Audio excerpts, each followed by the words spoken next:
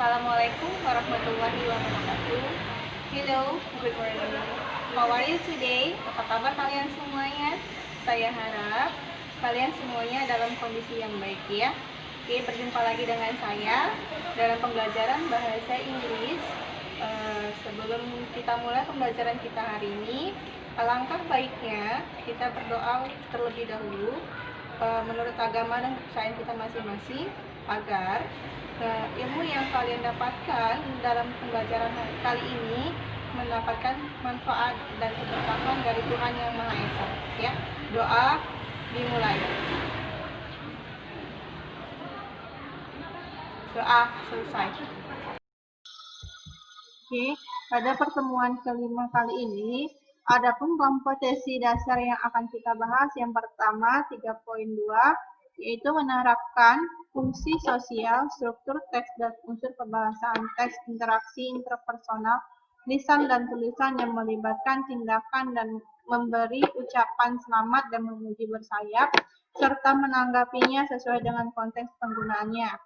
Kemudian untuk keterampilannya ialah menyusun teks interaksi interpersonal lisan dan tulis sederhana yang melibatkan tindakan memberikan ucapan selamat dan memuji dan menanggapinya dengan memperhatikan fungsi sosial, struktur teks dan unsur kebahasaan yang benar dan sesuai konteksnya.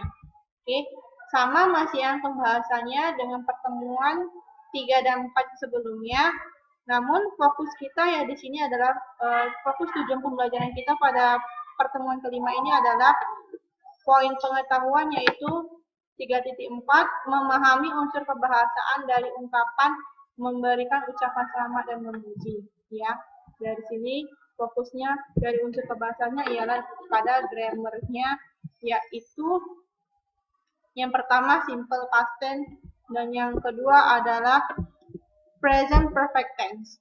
Namun untuk pertemuan kelima ini hanya fokus pada simple past tense-nya saja. Ya, simple present perfect-nya nanti akan kita bahas di pertemuan ke-6. Okay.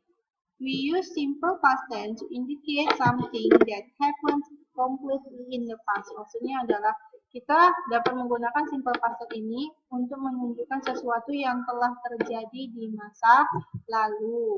Ya, jadi ketika kalian mau menceritakan atau menghilangkan sesuatu yang telah terjadi di masa lalu, nah kalian bisa menggunakan simple past tense di sini.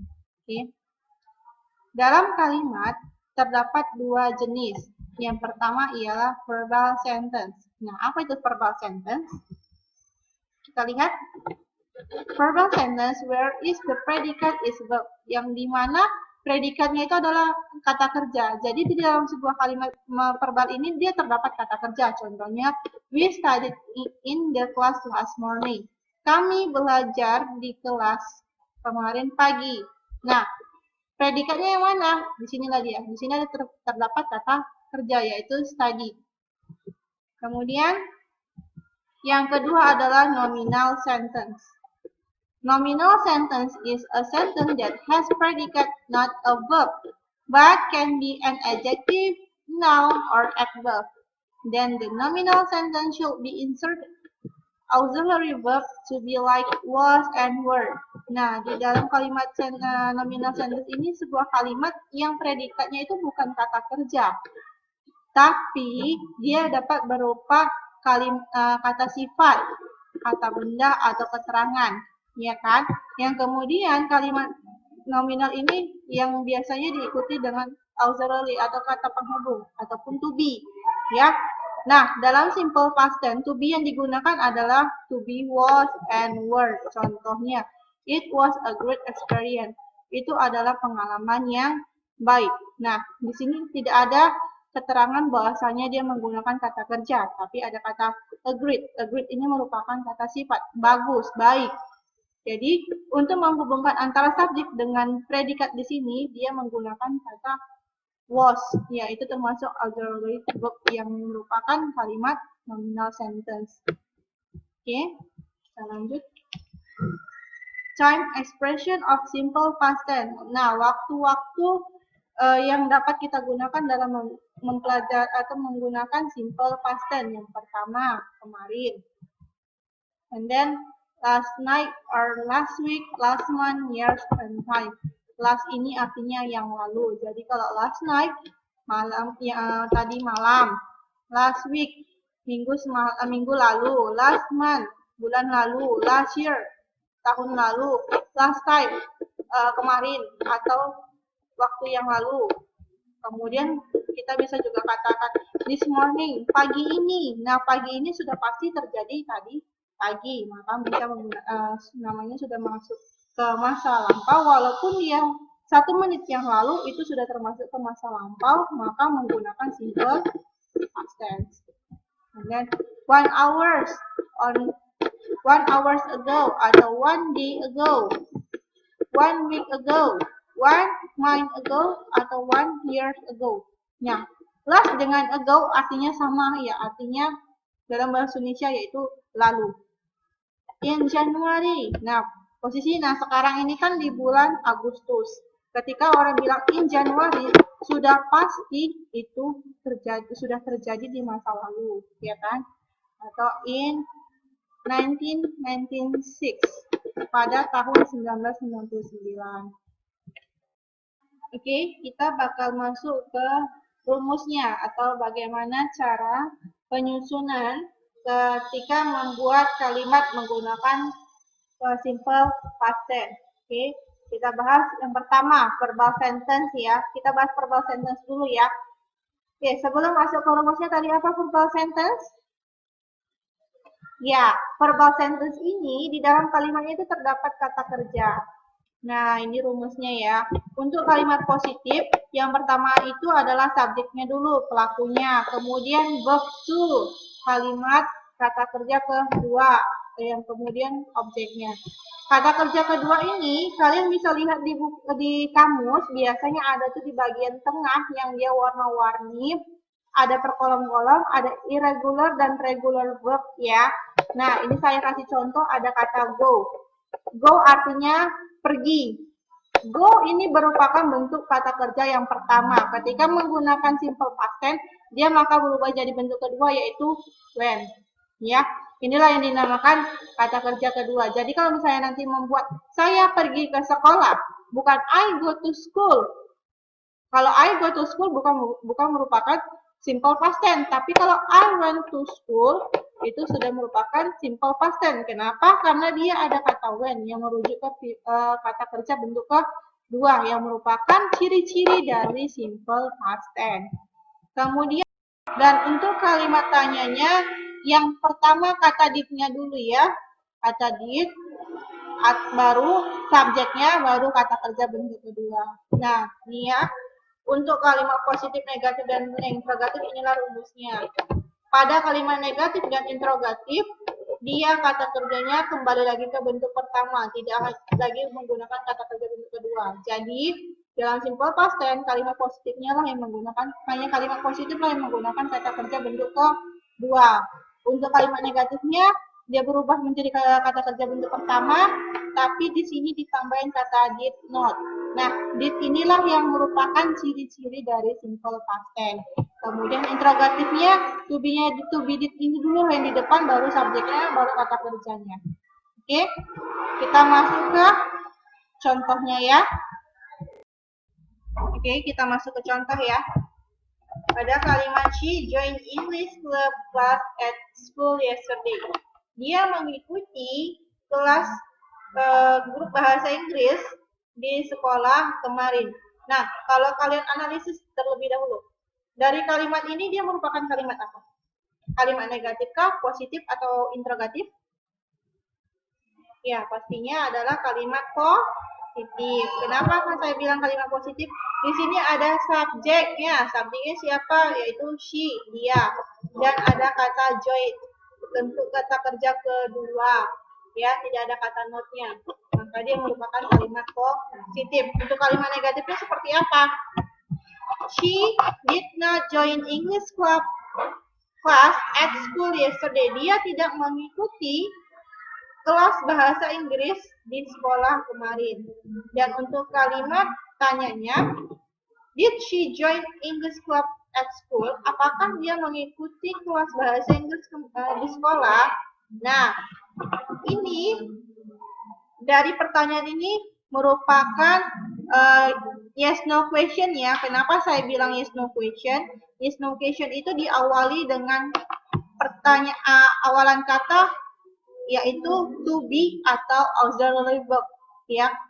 Di sini yang diawali kata to be did-nya dulu. Jadi ketika kalimat tanya diawali dengan to be, dia jawabannya cuma dua, ya atau tidak.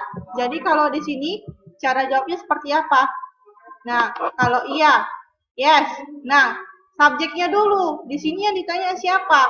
She kan, maka subjeknya di sini buatnya she. Kemudian to be-nya apa yang dipakai di sini di pertanyaan tadi? Pakai kata did. Makanya yes, she did. Kalau untuk jawaban tidaknya gimana? No, she did not. Jadi penambahan kata not-nya ya. Ini merupakan kalimat interrogatif atau kalimat tanya. Oke, kita lanjut ke contoh yang kedua. Untuk kalimat positifnya, saya telah membuat kalimat they watched Dylan the newest movie at the cinema yesterday. Mereka menonton film terbaru Dylan di bioskop kemarin. Ya, ini bentuk kalimat positif. Ada subjek, kata kerja bentuk kedua baru objeknya. Kemudian kalimat negatifnya seperti apa? Ya. They did not watch, ya, kata did yang merupakan bentuk kalimat past tense. Kemudian kata kerjanya kembali lagi bentuk pertama. Ini bentuk kedua dan ini bentuk pertama. Baru yang di belakangnya ini tinggal mengikuti dari kalimat positifnya saja. Kemudian untuk kalimat interrogatifnya, kata did-nya duluan yang di depannya. Jadi kata, did they watch Dylan the newest movie at the cinema yesterday? Nah, kata did di sini artinya itu kalau to be di sini kan artinya tidak, did not tidak. Nah, kalau did-nya saja tidak diartikan. Namun, kalau dia di awal kalimat, ini jadi artinya apakah. Jadi, apakah mereka menonton film terbaru Dylan di bioskop kemarin? Nah, kalau jawabannya iya apa? Yes, they did. Kenapa they di sini? Karena subjek yang di sini yang ditanya adalah mereka, maka di sini pakai kata did. Kenapa kata they, sorry ya. Kenapa di sini pakai kata did? Karena di sini pertanyaannya diawali dengan kata did. Kalau tidak, no, they did not. Oke. Kita lanjut untuk nominal sentence. Ya, tadi sudah saya jelaskan apa itu nominal sentence. Kita ulang ya. Bahwasanya di nominal sentence ini, predikatnya itu dia bukan berupa kata kerja, namun dia berupa kata sifat atau adjektif, bisa berupa kata benda atau noun atau keterangan waktu ataupun keterangan tempat yaitu adverb ya. Nah, untuk rumusnya ini karena dia di nominal sentence dia tidak terdapat kata kerja, maka penghubung antara subjek dengan predikatnya dia harus menggunakan to be. Nah, to be pada simple past tense itu was atau were. Ya, untuk kalimat positifnya rumusnya pertama adalah subjeknya dulu, baru to be-nya was atau were. Nah, was dan were ini kalian pilih salah satu. Dia pakai was, hanya was saja atau were saja. Kemudian untuk kalimat negatifnya, subject plus to be plus was atau were plus not. Not inilah yang merupakan kalimat negatif, yang artinya tidak. Atau kalimat tanyanya, kalau untuk kalimat tanyanya, dia diawali dengan to be-nya duluan, was atau were-nya dulu, baru subjeknya. Nah, tadi saya bilang, kalau penggunaan was dengan were ini, dia pilih salah satu saja, ya. Jangan kata was, were. Tapi kalau was saja, were saja. Nah, kapan penggunaannya kita lihat. Was ini digunakan ketika subjeknya itu atau pelakunya itu dia satu orang. Nah, seperti I, she, he, it. Jadi ketika subjeknya dia itu tunggal, maka menggunakan to be was. Tapi kalau dia pelakunya dia banyak, seperti kata you, they, we, dia maka menggunakan to be were. Nah, kita masuk ke contoh ya, biar kalian tidak bingung. Kalimat positifnya, Arif was the smart student in the class. Arif adalah murid paling pintar di kelas. Nah, kenapa dia pakai was? Karena pelakunya atau subjeknya dia cuma satu, yaitu Arif. Ya, karena dia satu maka menggunakan kata was. Kemudian untuk kalimat negatifnya ada kata Arif was not. Nah, dari kata was ini ditambahin kata not. Not inilah yang merupakan dari kalimat negatif. Arif was not the smartest student in the class. Yang artinya Arif bukanlah atau tidaklah murid paling pintar di kelas. Untuk kalimat tanyanya, nah kalimat wasnya dulu, to be wasnya dulu yang di depan. Was Arif the smartest student in the class? Artinya, apakah Arif murid paling pintar di kelas? Nah, was di sini artinya adalah, was not di sini artinya tidak. Tapi kalau was di depan ini jadi artinya apakah ya. Jadi ketika dia di kalimat depan dan merupakan kalimat tanya, maka artinya apakah. Kalau jawabnya macam mana? Was, were ini masih merupakan, kalau dia di awal masih merupakan kalimat yes no question ya, kalimat iya atau tidak. Kalimat tanya iya atau tidak. Jadi jawabannya cuma hanya butuh dua.